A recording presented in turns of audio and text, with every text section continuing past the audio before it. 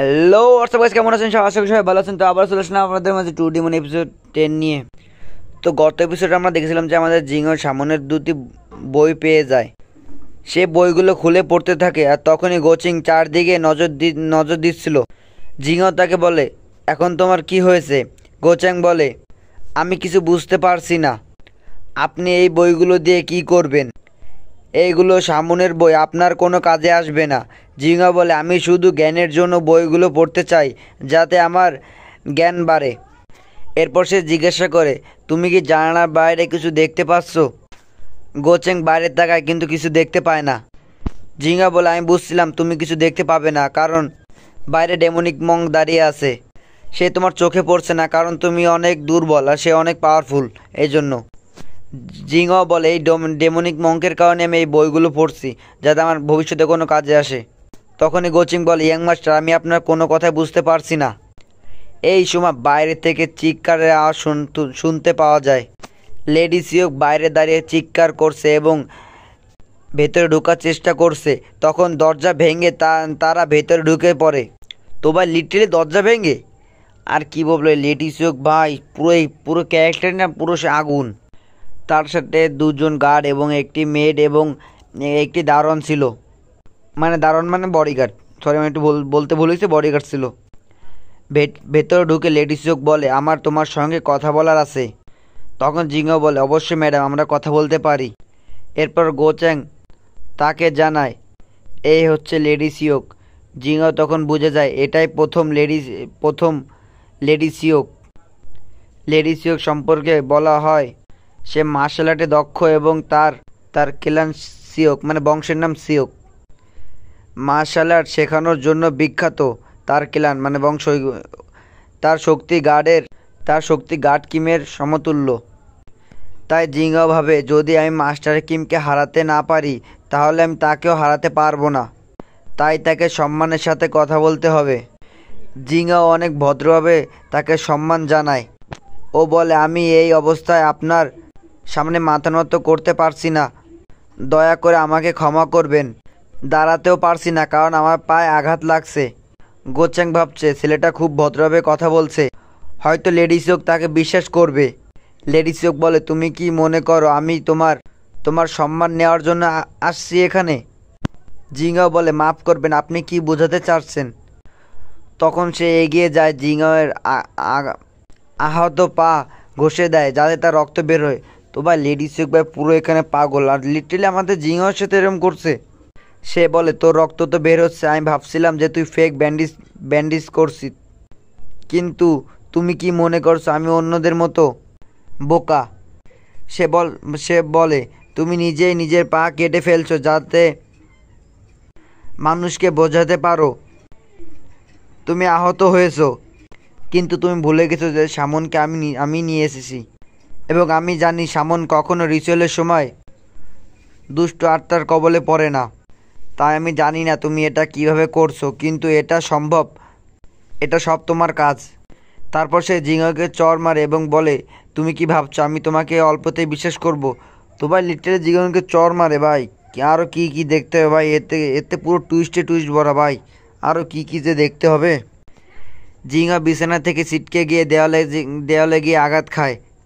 তারপর সে নিচে পড়ে গিয়ে পাগলের মতো হাসতে শুরু করে। লেডি সিওক অবাক হয়ে বলে, তুমি কি পাগল হয়ে গেছো? জিঙ্গা হাসতে হাসতে বলে, ডেমনিক মঙ্ক মেরে ফেলো। আর তখনই তার ডেমন মঙ্ক জানালা দিয়ে ভেতরে আসে।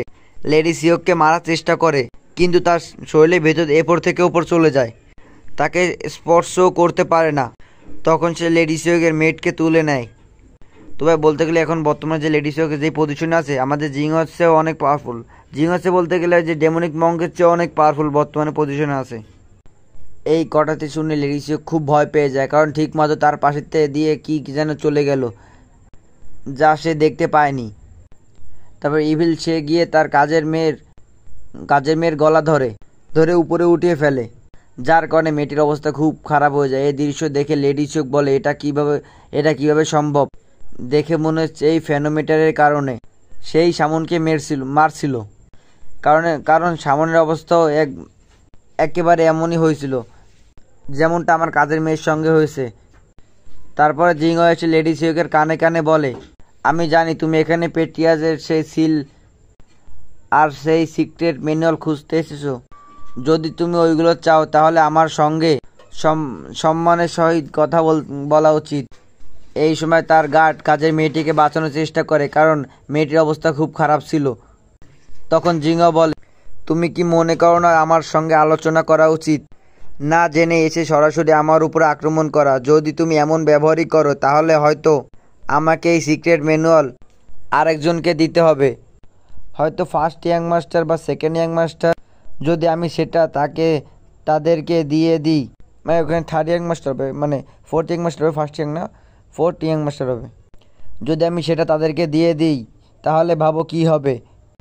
তখন আমাকে হয়তো সিদ্ধান্ত নিতে হবে যে ফোর্থ ইয়াং মাস্টারকে ওইটা দেওয়া উচিত। এই কথা শুনে লেডি সিওক চুপ হয়ে যায়, কারণ সে জানে যদি সিক্রেট ম্যানুয়াল ঠিক ব্যক্তির হাতে যায় তাহলে তার নিজের ছেলে বিপদে পড়বে। জিঙ্গো তাকে বলে, বাইরে অনেক ঠান্ডা, তোমার উচিত তোমার নিজের এবং তোমার লোকের খেয়াল রাখা। এই কথা বলে সে রুম থেকে বেরিয়ে যায়, মানে লেডি সিওক বেরিয়ে যায়। লেডি সিওক নিজের ঘরে ফিরে যায়। তীব্র রাগে সে জিনিসপত্র ছুঁড়ে ফেলে আর বলে, এই বিয়াদব আমার সঙ্গে এভাবে কথা বলার সাহস কীভাবে হলো? আগে সে সবসময় আমাকে ভয় পেত, আমি রেগে গেলে সে ভীত হয়ে যেত। আমি ভাবছি একটু চাপ দিতেই সে সব কিছু বলে দেবে, কিন্তু আজ তার চোখে দেখলাম মনে হলো সে আগে সেই লোক নেই। সে যেন বদলে গেছে। সে বলে, আমি এত কষ্ট করছি পেট্রিয়াজের সিল আর সেই সিক্রেট ম্যানুয়াল পাওয়ার জন্য, এখন আমি কীভাবে সেটা কাউকে দিয়ে দেব? তার গার্ড বলে, এখন যাই, গিয়ে ফার্স্ট ইয়াং মাস্টারকে মেরে ফেলি। এটা আমার জন্য কোনো ব্যাপার না, মানে ফোর্থ ইয়াং মাস্টারকে মেরে ফেলি। তবে লেডি সিওক বলে, না, তাকে এখন মারা যাবে না, কারণ তুমি যদি সে সিক্রেট ম্যানুয়ালের জন্য অন্য কাউকে দিয়ে দেয় তাহলে আমাদের জন্য সমস্যা হবে। গার্ড জিজ্ঞাসা করে, তাহলে আমরা কি করব? লেডি সিওক বলে, যেহেতু সে এই খেলা শুরু করছে তাহলে শেষ আমিই করব। তুমি এখন যাও গিয়ে ফিনিক্স প্যাভিলিয়নের লোকদের বলো যে শামন মিউন মারা গেছে আর তাকে মেরে ফেলছে। গার্ড অবাক হয়ে জিজ্ঞাসা করে, আপনি কি সত্যি চান আমি এটা ফিনিক্স প্যাভিলিয়নের লোকদের বলি? তখনই ব্যাখ্যা করা হয় যে ফিনিক্স প্যাভিলিয়নের লোক হচ্ছে এমন সামনদের সংগঠন, আর মিউন সেই সামনদের সংগঠনের একজন সদস্য ছিল। মিউন মানে যে সামনটি আসছিল যে শয়তান তাড়ানোর জন্য, সেইটা তাদের এক সদস্য মারা গেছে, তাই নিশ্চয়ই প্রতিশোধ নিতে আসবে। লেডি সিওক বলে, যদি একবার তাদের জানতে পারে যে তুমি তাদের সামনকে মেরে ফেলছো তাহলে তারা যে কোনো জায়গা থেকে তোমাকে খুঁজে বের করে মেরে ফেলবে। পরবর্তী দৃশ্য দেখা যায় যে মেডিসিন হলে, যেখানে জিয়ং নিজের রুমে বিশ্রাম নিচ্ছে। যে সামনে কাছ থেকে পাওয়া বই পড়ছে, তাতে সে জানতে পারে ইভিল স্পিরিট কীভাবে জন্মায়। যখন একজন মানুষ মারা যায় এবং তার আত্মা রাগ বা প্রতিশোধে থাকে, তখন সে একটি ইভিল স্পিরিটে রূপান্তর হয়। একটি ইভিল স্পিরিটের শক্তি নির্ভর করে বিভিন্ন কন্ডিশনের উপর। সবার প্রথম যে স্পিরিটের উল্লেখ আছে তা হলো রেড স্পিরিট, যা অন্য কিছুর সঙ্গে একটি তো তোমাকে অন্য ইভিল স্পিরিটের সঙ্গে যুক্ত করে রাখে, কোনো মৃতদের সঙ্গে নয় বা কোনো জীবিত মানুষের সঙ্গে যুক্ত করে রাখতে পারে না, এবং এটা খুব বিপজ্জনক নয়। এবং অন্যদিকে অরেঞ্জ স্পিরিট, যারা একটু বিপজ্জনক হয়, যারা একজন মানুষের উপর ভর করে ফেলে এবং তার থেকে নানা রকম কাজ করিয়ে নেয়। অন্যদিকে ইয়েলো স্পিরিট মানুষের শরীর থেকে আলাদা হতে পারে এবং নিজেরা একটি রূপ নিতে পারে, এমনকি কাউকে মেরেও ফেলতে পারে। জিয়ং তার সঙ্গে থাকা সেই ডেমনিক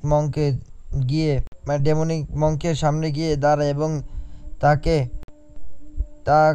তাকে বলতে থাকে যে তোমার চোখ হলুদ রং কেন?